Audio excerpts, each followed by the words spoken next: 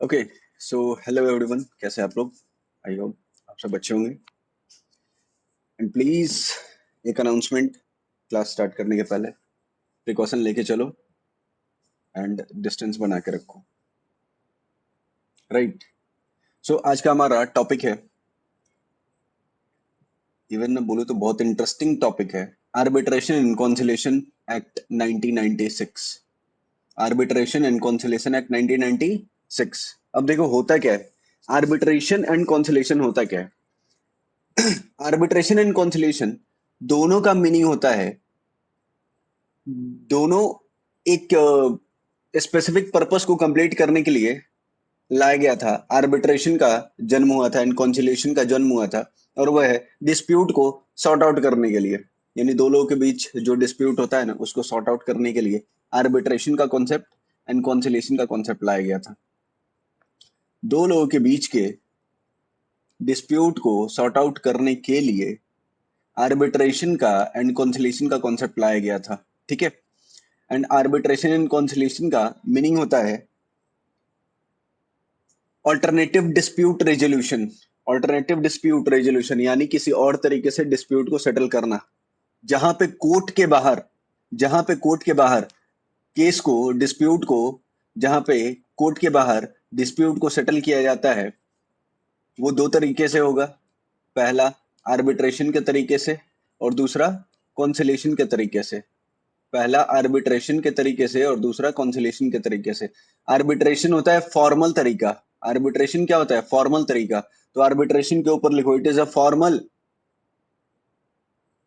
Alternative dispute resolution. It is a formal alternative dispute resolution. And conciliation के पास लिखना, it is a formal alternative dispute resolution. And conciliation के पास लिखना, it is informal alternative dispute resolution. तो arbitration formal dispute resolution process है and conciliation informal dispute resolution process है। Clear है? अब देखो हुआ क्या था। अब देखो हुआ क्या, 1990 में, 1990 में सुप्रीम कोर्ट ना एक शॉकिंग चीज ऑब्जर्व किया। 1990 में सुप्रीम कोर्ट एक शॉकिंग बात नोटिस किया कि नहीं लेते हैं अगर हम कोई नया केस अगर हम नया केस लेना बंद कर दें, अगर हम नया केस लेना क्या कर दें, बंद, तो एटलीस्ट 100 साल लग जाएगा उसको फिर वापस लेने में। सुप्रीम कोर्ट क्या ऑब्जर्व किया 1990 में कि अगर मैं कोई नया केस लेना बंद कर दूं तो एट लीस्ट कम से कम 100 साल लग जाएगा। क्या करने में? उस नया केस को फिर से वापस लेने में। तो एक बात बताओ, क्या जुडिशियल प्रोसीजर बहुत ज्यादा लेट होगा? यस नो में आंसर दो चैट में। क्या जुडिशियल प्रोसीजर अफेक्ट होगा? क्या जुडिशियल प्रोसीजर में टाइम लगेगा? ओके, टाइम लगेगा। तो हुआ क्या, कोर्ट ने क्या नोटिस करा कि अगर मैं कोई नया केस नहीं लेता हूं तो जो हमारे पास पेंडिंग केसेस है उसको सॉल्व करने में हमको 100 साल लग जाएंगे। अगर कोई मैं नया केस नहीं लेता हूं तो पेंडिंग केस को सॉल्व करने में कितने साल लग जाएंगे? At least 100 years. At least 100 years. This tragedy is a requirement of settling the case outside the court in a legal manner। तो देखो हुआ क्या, सुप्रीम कोर्ट एक प्रोसेस इनिशिएट किया कि कुछ केसेस कोर्ट के बाहर ही क्या हो जाए, सॉल्व हो जाए, यानी वो केसेस कोर्ट तक आए ही ना, कोर्ट के बाहर ही वो सारे केसेस क्या हो जाए, सॉल्व हो जाए। ठीक है।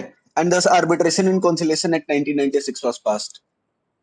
तो जब सुप्रीम कोर्ट को लगा कि कोर्ट के बाहर भी डिस्प्यूट सेटल हो सकता है, तो उसके बाद जो भी कमिटी ने आर्बिट्रेशन एंड कॉन्सिलेशन एक्ट 1996 पास कर दिया पार्लियामेंट में। ठीक है।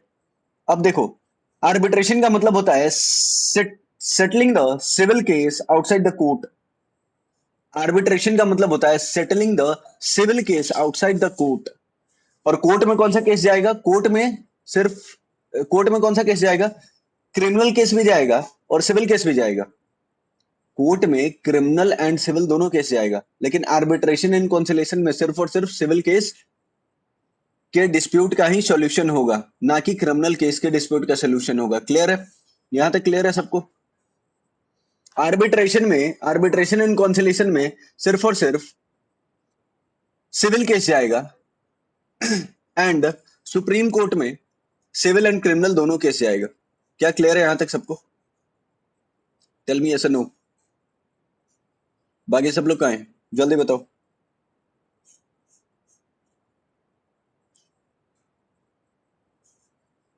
बाकी सब लोग बोले। समझ में आया?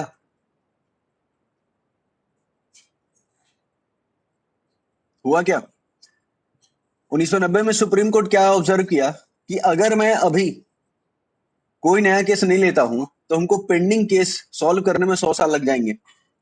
ठीक है, हमको पेंडिंग केस सॉल्व करने में कितने साल लग जाएंगे? अप्रॉक्स 100 साल लग जाएंगे। तो इस रिक्वायरमेंट को सेटल करने के लिए तो क्या किया कोर्ट ने? एक प्रोसेस इनिशिएट किया और वो प्रोसेस क्या था कि केस को कोर्ट के बाहर ही सेटल कर देना है। केस को कोर्ट के बाहर क्या कर देना है? सेटल। और वो भी लीगल मैनर में। केस को कोर्ट के बाहर सेटल करना है, वो भी लीगल मैनर में। इसके लिए आर्बिट्रेशन एंड कॉन्सिलेशन एक्ट 1996 में पास हुआ। आर्बिट्रेशन एंड कॉन्सिलेशन का मतलब क्या होता है? Settling the civil case outside the court. Arbitration and conciliation दोनों का मतलब क्या होता है? सिविल केस के सिविल केस का सॉल्यूशन करना, सिविल केस को सेटल करना कोर्ट के बाहर। कोर्ट के बाहर ये नहीं कि मतलब कोर्ट के बाहर बैठ गए, आओ आओ आओ हम ये करेंगे, केस सॉल्व करेंगे, वो नहीं। मतलब कोर्ट जाने का जहां पे जरूरत नहीं पड़े उसको बोलते हैं आउटसाइड द कोर्ट। क्लियर है? अब देखो, तो आर्बिट्रेशन क्या है? It's a formal process and conciliation क्या? It's informal process. यहाँ पे हो सकता है यहाँ पे डॉक्यूमेंटेशन हो, आर्बिट्रेशन में डॉक्यूमेंटेशन पॉसिबल है, लेकिन कॉन्सिलेशन में डॉक्यूमेंटेशन नहीं होता। ये informal alternative dispute resolution process है। आर्बिट्रेशन प्री डिसाइडेड होता है एंड कॉन्सिलेशन पोस्ट डिसाइडेड होता है। आर्बिट्रेशन क्या होता है? प्री डिसाइडेड कि हाँ भैया इसका रिजल्ट क्या होने वाला। एंड कॉन्सिलेशन क्या होगा? Post decided. आर्बिट्रेशन जब भी होगा ऑड नंबर में होगा। आर्बिट्रेशन यानी आर्बिट्रार ऑलवेज ऑड नंबर में होंगे। एक काम करते हैं, अब थोड़ा सा ब्रीफ तो मिल ही गया है नॉलेज अपने आप को। चैप्टर स्टार्ट करते हैं एंड देन मैं बताता जाऊंगा कि मैं जो पॉइंट बोल रहा हूँ उसका मीनिंग क्या था। ठीक है? Is it okay? देखो, सबसे पहला डेफिनेशन है आर्बिट्रेशन। डेफिनेशन क्या? Arbitration according to section 21A, section 2 clause A sub clause, section 2 sub section 2 clause 1 sub clause A. Arbitration का मतलब क्या है? आर्बिट्रेशन मींस एनी आर्बिट्रेशन, कोई भी आर्बिट्रेशन, वेदर और not administered by permanent arbitral institution. वैसा arbitration, कोई भी आर्बिट्रेशन जिसको जिसको आर्बिट्रल इंस्टीट्यूट एडमिनिस्टर करता है या नहीं, वो क्या कहलाएगा? आर्बिट्रेशन कहलाएगा। इसका मतलब ये हुआ कि आर्बिट्रेशन मींस, लिख लो तुम लोग अपने बुक में, आर्बिट्रेशन का मतलब, arbitration means settling the civil case outside the court. Settling the civil case outside the court. Settling the civil case outside the court. ठीक है? अब देखो, आर्बिट्रेशन में जो जजमेंट देता है ना इंसान, आर्बिट्रेशन का जजमेंट जो इंसान देगा उसको आर्बिट्रर कहते हैं या अंपायर कहते हैं। आर्बिट्रेशन में जो इंसान जजमेंट देगा उसको आर्बिट्रर कहेंगे या फिर अंपायर कहेंगे। या तो उसको हम आर्बिट्रर कहेंगे या उसको हम अंपायर कहेंगे। अब देखो होता क्या है, the term arbitrator is not defined in arbitration and conciliation act. Arbitration and conciliation act में आर्बिट्रर कौन होता है उसको डिफाइन नहीं किया गया है।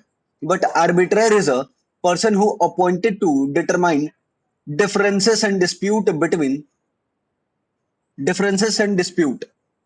देखो, आर्बिट्रेशन इन कॉन्सिलेशन एक्ट में आर्बिट्रर कौन होता है वो डिफाइन नहीं किया गया है, लेकिन आर्बिट्रर का मतलब बताया गया है कि आर्बिट्रर वो बंदा होता है जिसको अपॉइंट करते हैं डिस्प्यूट सेटल करने के लिए।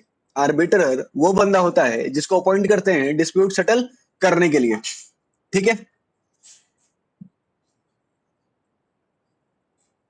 अब सुनो, तो आर्बिट्रर कौन होता है? आर्बिट्रर वो बंदा होता है जिसको डिस्प्यूट सेटल करने के लिए और डिफरेंसेस को सेटल करने के लिए बुलाया जाता है। ठीक है, usually party themselves appoint the arbitrator और arbitrators. In certain case court can appoint an arbitrator और अंपायर। देखो, यूजुअली यानी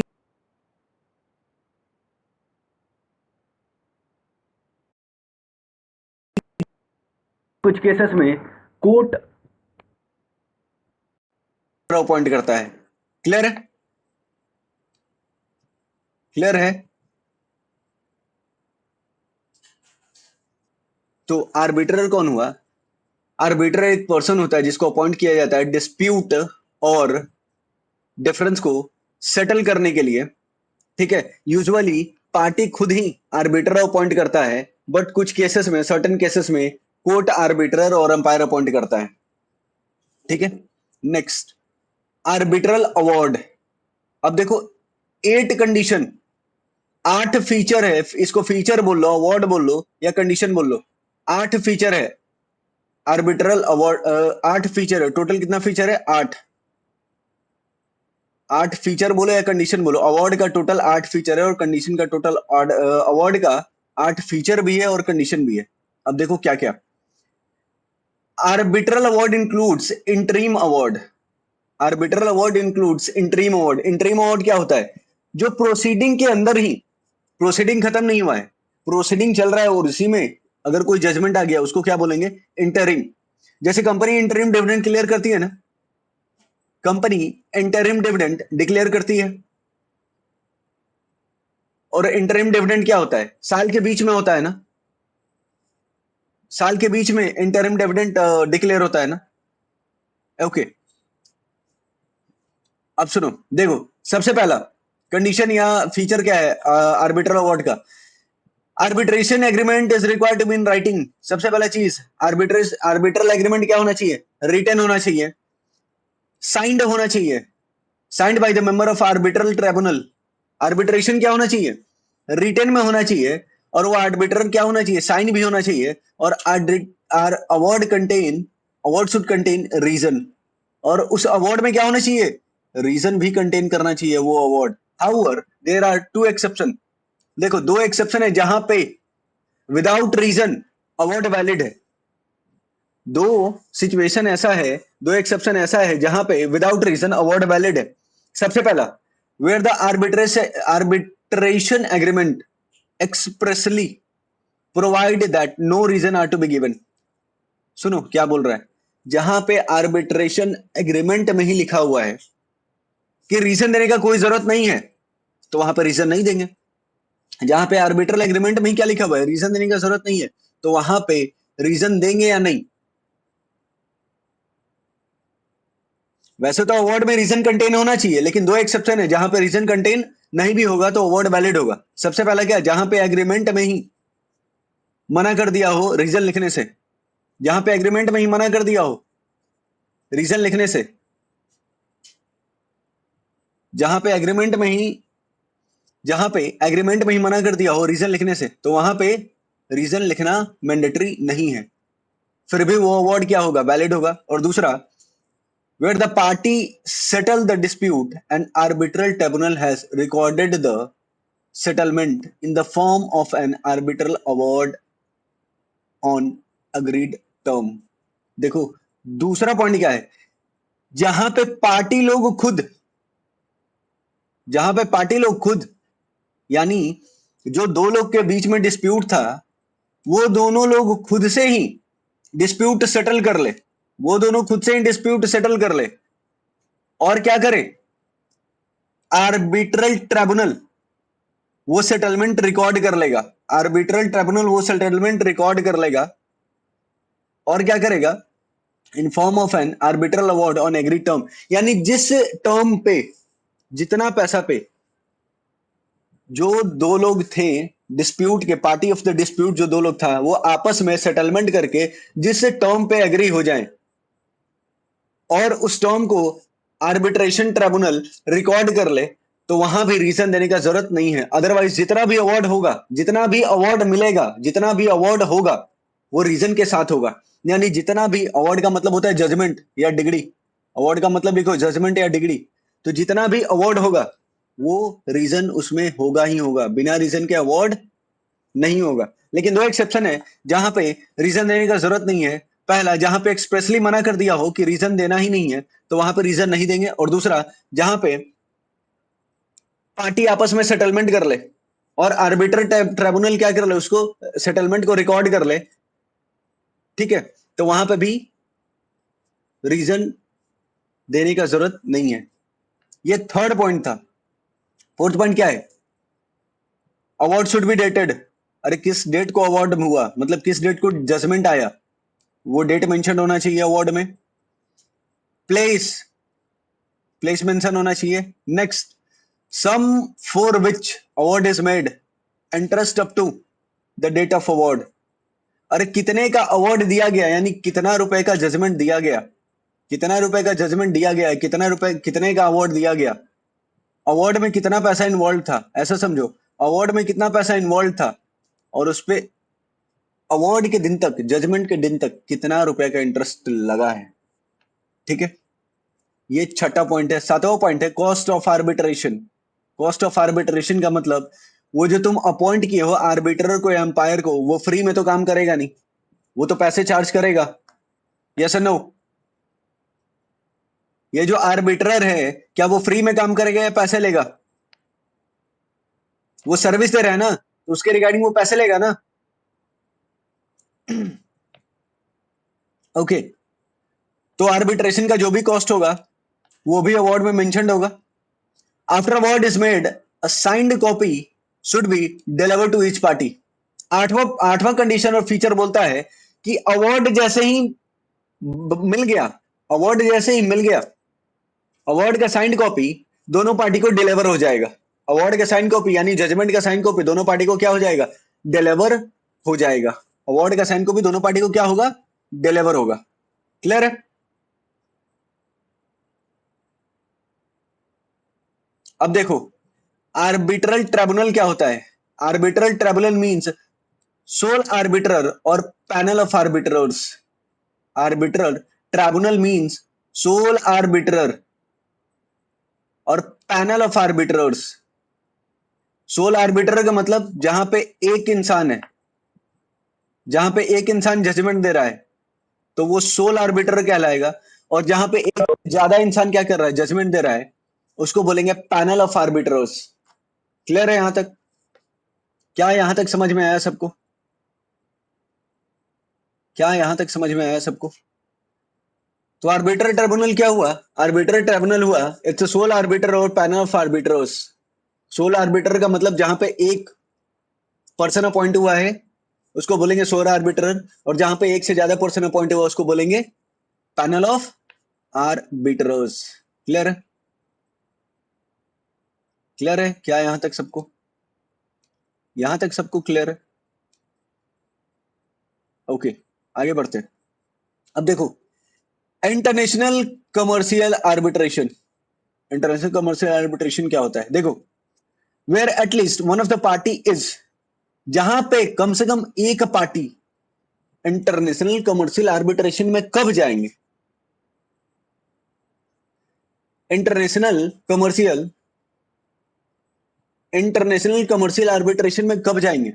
जहां पे डिस्प्यूट जो अराइज हुआ है, जहां पे जो डिस्प्यूट अराइज हुआ है, वहां पे एक पार्टी इंडिया का है, और कम से कम एक पार्टी कम से कम क्या होना चाहिए? इंडिया का होना चाहिए। और where at least one of the party is, जहां पे कम से कम एक party, an individual who is national of any country other than India. जहां पे एक पार्टी इंडिया के बाहर का हो। दूसरा, a body corporate which is incorporated in any country other than India. एक ऐसा बॉडी कॉर्पोरेट जिसका इनकॉर्पोरेशन इंडिया के बाहर हुआ हो, तो उस केस के सेटलमेंट के लिए कहाँ जाएंगे? उसका सेटलमेंट कहाँ लेंगे? उसका सेटलमेंट कहाँ करेंगे? इंटरनेशनल कमर्शियल आर्बिट्रेशन में. A company or an association or a body of individual whose central management or control is exercised in any country other than India. देखो, एक कंपनी या एक एसोसिएशन या बॉडी ऑफ इंडिविजुअल जिसका जो central management है या जो कंट्रोल है वो इंडिया के बाहर से एक्साइज हो रहा है, जिसका कंट्रोल कहाँ से एक्साइज हो रहा है? इंडिया के बाहर से, तो उसका सेटलमेंट इंटरनेशनल कमर्शियल आर्बिट्रेशन में होगा. एंड लास्ट है government of foreign country. Foreign country के गवर्नमेंट का भी जो भी डिस्प्यूट होगा वो इंटरनेशनल कमर्शियल आर्बिट्रेशन में सॉल्व किया जाएगा, सेटल किया जाएगा. अब देखो, लीगल रिप्रेजेंटेटिव कौन होता है? लीगल रिप्रेजेंटेटिव बहुत सुना है ना. लीगल रिप्रेजेंटेटिव क्या होता है? चल बताओ.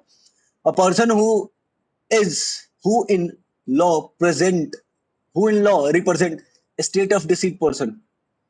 अरे वैसा पर्सन जो क्या कर रहा है? किसी डिसीज पर्सन को क्या कर रहा है? रिप्रेजेंट कर रहा है. एक इंसान जो किसी मरे हुए व्यक्ति को रिप्रेजेंट कर रहा है उसको क्या बोलेंगे? Legal representative.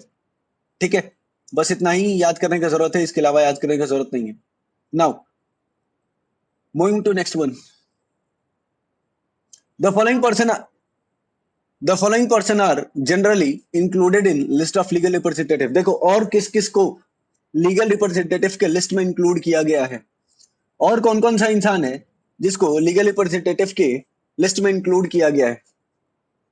तो सबसे पहला है executor and administrator properly appointed. Executor और एडमिनिस्ट्रेटर, अरे तुम्हारे बिहाफ में कोई और काम करेगा तो वो एग्जीक्यूटर हुआ ना तुम्हारा, या फिर तुम्हारा लीगल हेयर्स एग्जीक्यूटर हुआ ना तुम्हारा, या एडमिनिस्ट्रेटर तुम्हारे बिहाफ में कोई काम कर रहा है.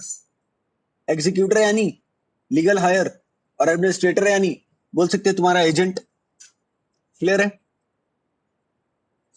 क्लियर है? लीगल हायर में और कौन कौन इंक्लूड होगा? तो सबसे पहला एग्जीक्यूटर और एडमिनिस्ट्रेटर. एग्जीक्यूटर कौन हुआ? Legal heir. एग्जीक्यूटर कौन? डिसीज पर्सन का बच्चा लोग, लीगल हायर लोग, लीगल हेयर्स लोग. ये कौन हुआ? एग्जीक्यूटर. और एडमिनिस्ट्रेटर का मतलब एजेंट बोलू. Okay, next. इसको यहां कट करना. अब पढ़ना है heirs at law. Heirs at law whether they take succession or by survivorship. Heirs at law, जिसको लॉ ने क्या बनाया है? लीगल हेयर बनाया है तुम्हारा. जिसको लॉ ने तुम्हारा क्या बनाया है? Legal hairs. उसको क्या बोलेंगे? Legal representative. क्लियर है? Next, revisioner when the action has been brought by against the widow representative. Widow representing her husband estate. जैसे एक बात बताओ, अगर हस्बैंड नहीं है तो उसको रिप्रेजेंट कौन करेगा? हस्बैंड के स्टेट को रिप्रेजेंट कौन करेगा? विडो रिप्रेजेंट करेगी ना, तो ये लीगल हेयर कहलाएगी. क्लियर है? अब देखो, आर्बिट्रेशन का एग्रीमेंट जो होगा वो ऑलवेज राइटिंग में होगा. Arbitration agreement must be in writing. Arbitral agreement must be in writing. Clear है? तो बस इतना याद करना है कि आर्बिट्रेशन का एग्रीमेंट जो होगा वो क्या होगा? राइटिंग में होगा. क्लियर है? अब देखो, अपॉइंटमेंट. आर्बिट्रर अपॉइंट कैसे होगा? आर्बिट्रर अपॉइंट कैसे होगा? यानी वो जो केस सेटल करेगा ना जो बंदा, उसका अपॉइंटमेंट कैसे होगा? जो बंदा केस सेटल करने आया है उसका अपॉइंटमेंट कैसे होगा? तो आइए जानते हैं अपॉइंटमेंट कैसे होगा. देखो, सेक्शन 11 बोलता है. Section 11, the party may agree to a procedure of appointment of arbitrator otherwise following procedure shall apply. देखो, या तो पार्टी खुद एग्री हो जाए, या तो पार्टी खुद एग्री हो जाए. The party may agree to a procedure of appointment of arbitrator. एक बात बताओ, क्या पार्टी एग्री करना चाहिए आर्बिट्रर के अपॉइंटमेंट को लेके? आर्बिट्रर के प्रोसीजर के अपॉइंटमेंट के प्रोसीजर को लेके क्या आर्बिट्रर के अपॉइंटमेंट के प्रोसीजर को लेके पार्टी एग्री करना चाहिए? एक बात बताओ, ऐसे समझो,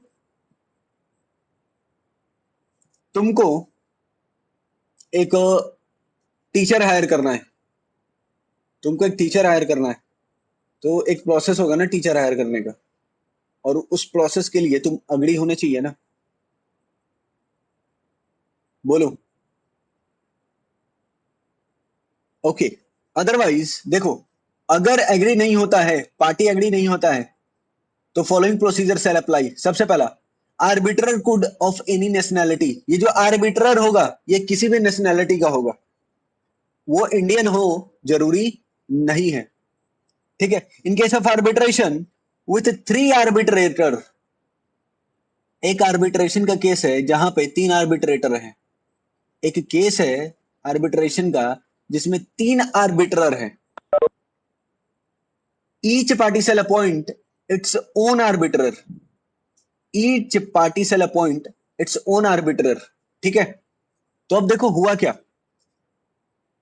एक आर्बिट्रेशन है जिसमें 3 आर्बिट्रर है, तो पहली चीज, डिस्प्यूट दो पार्टी के बीच हुआ होगा ना, तो वो दोनों पार्टी अपने साइड से एक एक आर्बिट्रर अपॉइंट किया होगा, तो एक इधर से अपॉइंट हुआ, एक इधर से अपॉइंट हुआ, यानी जो दो पार्टी के बीच में डिस्प्यूट था, दोनों पार्टी ने मिलके एक एक आर्बिट्रर अपने अपने साइड से अपॉइंट किया, तो 2 आर्बिट्रर अपॉइंट हो गया, अभी भी बचा एक आर्बिट्रर, तो वो जो एक आर्बिट्रर बचा हुआ है उसका अपॉइंटमेंट ये जो 2 आर्बिट्रर अपॉइंट हुआ है वो दोनों मिलकर करेगा। थर्ड आर्बिट्रर का अपॉइंटमेंट अपॉइंट किए हुए दोनों आर्बिट्रर मिलके करेंगे,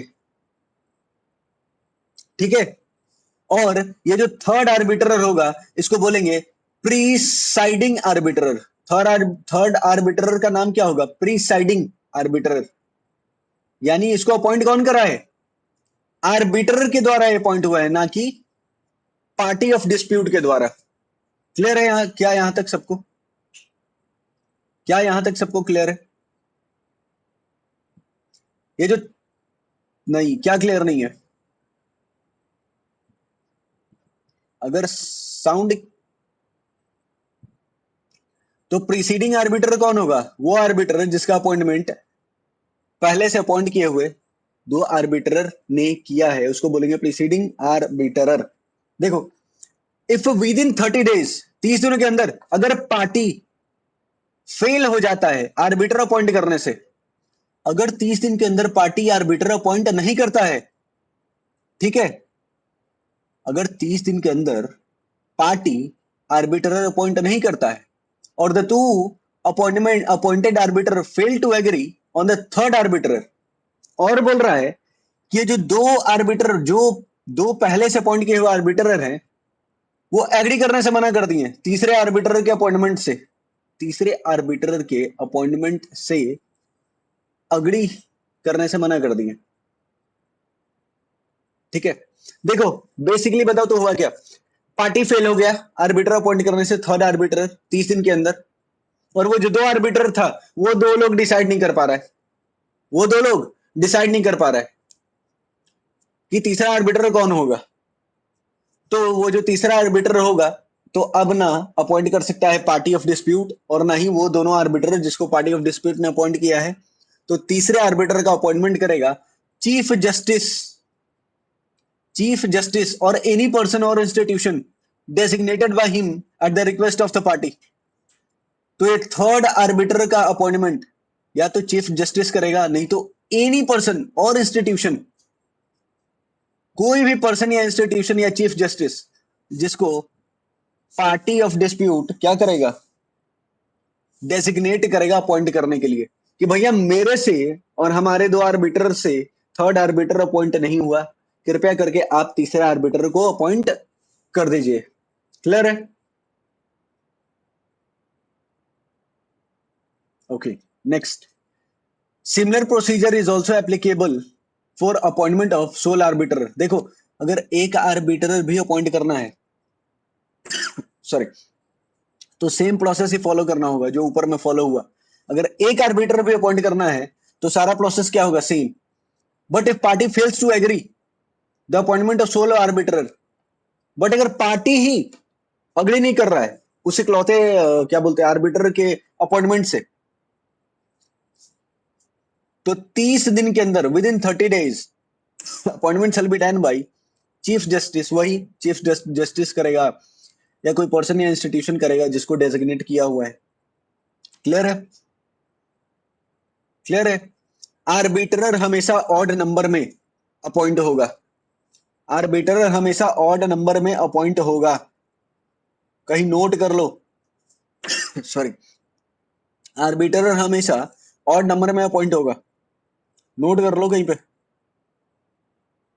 आर्बिट्रर always appointed in odd numbers. Arbitrator always appointed in odd numbers. Clear? Is it okay? Okay. Decision on appointment of arbitrator by chief justice. देखो, अगर आर्बिट्रर के अपॉइंटमेंट का डिसीजन चीफ जस्टिस या कोई पर्सन या इंस्टीट्यूशन जो डेजिग्नेट किया हुआ है अगर वो फाइनल कर देता है तो वो फाइनल कॉल माना जाएगा। अगर इन तीनों में से कोई भी क्या कर देता है, आर्बिट्रर का अपॉइंटमेंट कर देता है, तो वो फाइनल डिसीजन माना जाएगा। फिर ये नहीं कर सकते नहीं नहीं हमको ये इंसान पसंद नहीं, हमको दूसरा आर्बिट्रर चाहिए। फिर आर्बिट्रर क्या होगा, बार बार चेंज होते रहेगा क्या? क्लियर है? नाउ नंबर ऑफ आर्बिट्रर, आर्बिट्रर कितना हो सकता है? तो बोल रहा है आर्बिट्रर जितना मर्जी उतना रख लो लेकिन ऑड नंबर में होना चाहिए। आर्बिट्रर जितना मर्जी, any number but odd, but in odd, any number but in odd. देखो क्या लिखा हुआ है, party are free to determine number of arbitrator. मतलब आर्बिट्रर एक से तुमको जितना रखने का मन है रखो, लेकिन ऑड नंबर में रखना पड़ेगा। कंडीशन यही है, तुमको जितना रखने का मन है रखो, लेकिन आर्बिट्रर क्या होगा, ऑड नंबर में ही अपॉइंट होगा। क्लियर है?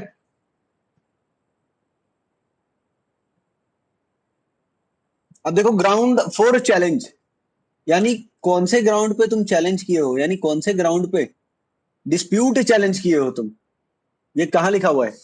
The appointment of arbiter shall made in section 11। Section 11 में आर्बिटर का अपॉइंटमेंट होगा। एंड सेक्शन 12 में लिखा हुआ है ground on ground four challenge. Section 12 में क्या लिखा हुआ है, ग्राउंड फोर चैलेंज। यानी सेक्शन 12 में जो भी चैलेंज का ग्राउंड होगा उसी ग्राउंड पे आर्बिट्रेशन का प्रोसेस कंटिन्यू होगा। ठीक है? सेक्शन 12 में जो भी ग्राउंड होगा उसी ग्राउंड पे आर्बिट्रेशन का प्रोसीजर क्या होगा, फॉलो होगा।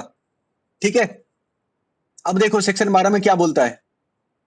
सेक्शन 12 में बोलता है कि raise to justifiable doubts as to his independence और इम्पार्शियलिटी। एक बात बताओ, अगर किसी के साथ इम्पार्शियलिटी हुआ हो या कोई इंडिपेंडेंटली अपना जस्टिफिकेशन नहीं दे पा रहा हो, वहां पे आर्बिट्रेशन का प्रोसेस एप्लीकेबल होगा। दूसरा, he does not process the qualification.